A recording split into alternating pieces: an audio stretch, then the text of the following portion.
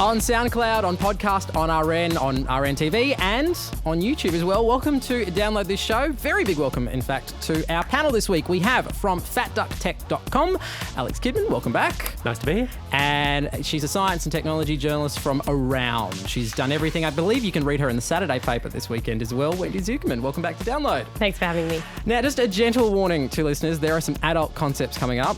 Also, just some straight up stupid ones as well. Nipple.io is a service that will allow you to keep track of your sexual exploits and share them with the world, because the world really needs to know. All right, now, Alex, walk me through, if I were to log on to Nipple, it's a desktop app, it's a mobile app, what exactly would I be doing? Well, you see, Mark, when a man and a woman love each other very much, or a man and a woman. Specifically, I walked straight into that. I really did. All right. Okay, look, the app and the site is designed for you to specifically note down your sexual conquests and the style and manner in which you conquested, I suppose. Yeah, let's go with it. I think if you're using this app, you're going to be using words like conquested. Absolutely. It is filled with typos. That's another point. But anyway, continue. And you will note down, where you did it, how you did it, your partner's proclivities in it, because presumably your sex life is so unmemorable that you can't actually recall these things. Well, this is the thing, isn't it? Wendy, who would use this? Unfortunately, I think it has a market in various sports clubs, male-dominated sports clubs, and high schools. And as kind of funny and weird as I find it, I am absolutely disgusted because there is a market for this, for guys who are ranking this junk and their junk, and they are making competitions of it. And society is... There are pockets of society where that is something fun to do, and where, although the app is marketed as though it could be good for men and women, it's clearly not recognizing the massive inequalities, particularly in young people, when it comes to sexual encounters, and that is an incredibly male-dominated field, particularly when you look at high school kids and in these kind of sports venues. And I could see this just being used, and it's really gross. Yeah, so just to kind of walk you through what you look at when you go through the program, it is designed in a very kind of, I don't want to say kid-friendly, that's the wrong phrase, but it's certainly... Kid-generating friendly? It's very modern looking. It looks cute. So you start with a page that says, today I had, and you've got options for sex and petting and then various more explicit things. And you also get asked what you used while you did it. So there's an option for fruit. And I'm just picking the least ones that are going to get me in front of Senate estimates. Rope, mask, I've run out of things. And then you get to rate how good it was for you. There's various different forms, essentially like of emoticons, good, normal, bad, fail, tops. And where you did it is the other one where you've got options. STD, no box for the STDs, as I understand. Did he have herpes? No. Spreading chlamydia? Nothing in there. That is something. It's a version 2 feature. It's in beta, maybe. It's an upgrade. At the You can attach a name, a race to the person as well, and certain characteristics. And so my question here is that we've had a gradual move towards the quantified self movement, which is a terrible phrase that I loathe, but it's where people measure every aspect of themselves. It's very common in fitness. Even though this is a terrible, terrible app and it can be misused horribly, is there any potential value in a quantified sex life? Is there any way it could actually be helpful? I suppose perhaps for tracking STDs.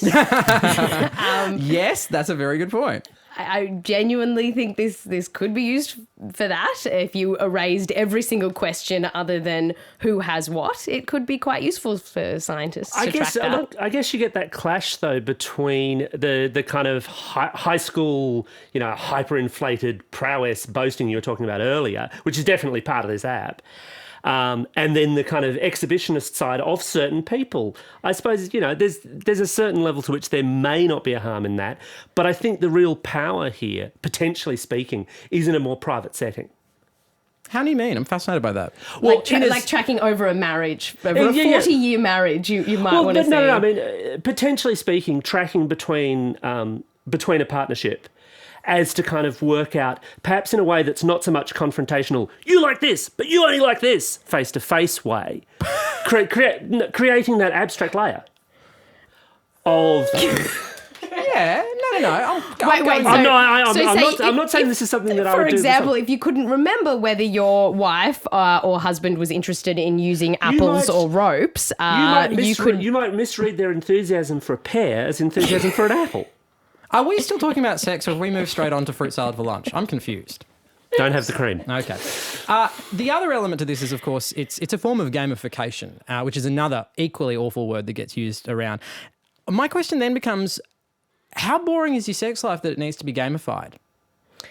Well, this is where it gets into this massive boasting territory. That's where I see it. And that's where it's really disgusting. In some ways, the only benefit of an app like this is that it shines a light on what is out there, on what people are interested in. I did this with her. I did that with her. I had this many orgasms. It's all about me, and what I'm doing to someone else. And I understand that obviously women are sexual beings and do enjoy sex, but this app is marketed towards men and groups of men making claims about the women that they're having sex with. Without a doubt, this is who it's marketed towards. And I mean, I think there are other places for gamification, like you mentioned, in the fitness space, where you could use a similar model and instead track, say, how often you sat down between you and your And there's plenty of things workmates. that already do that. I mean, fitness is a heavily gamified game already. Worth pointing out that if you actually have a fitness bracelet and an accompanying app that goes through it, and when it reads your heart rate go up, you actually have to put in, I was doing this activity, which was a form of exercise. You can actually put in there sex as a form of exercise to correspond with a higher heart rate. So it does work on that. But I think I broadly agree with you. This isn't about gamifying sex. This is about gamifying boasting. Yes. They do have some interesting stats on the site as well, though, don't they? Well, they do. And I'll be honest here. That was the first thing that I clicked on when I went to the sites, because they got this big banner for global stats. And it turns out that if you're having sex, you're more likely to be in London. Really? Look, according to their users. According to their boasts to their users. I think actually the way we could rephrase that sentence is, if you're stupid enough to use this app, you're more likely to be in London. Right. The creator of Nipple, a guy named Matteo Susanna, his argument is that he's trying to encourage people to be more open and confident about their sex lives. How is this possibly going to increase people's confidence, the fact that they're being ranked by someone else? Is it ranking, though? Well, isn't one of the questions, was it good, tops, how many orgasms did you have? I mean, presumably you'd be aware of how many orgasms they had while you were in the moment. But the other questions, this is definitely about ranking. All right. Would you ever actually want to use nipple.io? Let us know down in the comment section on YouTube. And while you're down there, you can find links to the whole show. There's the MP3, there's the podcast, and then there's the SoundCloud. And a very big thank you to you for watching another chunk of Download This Show. It should be something that is its own thing that can work however you want it to work with the other devices. An accessory for your life. Oh.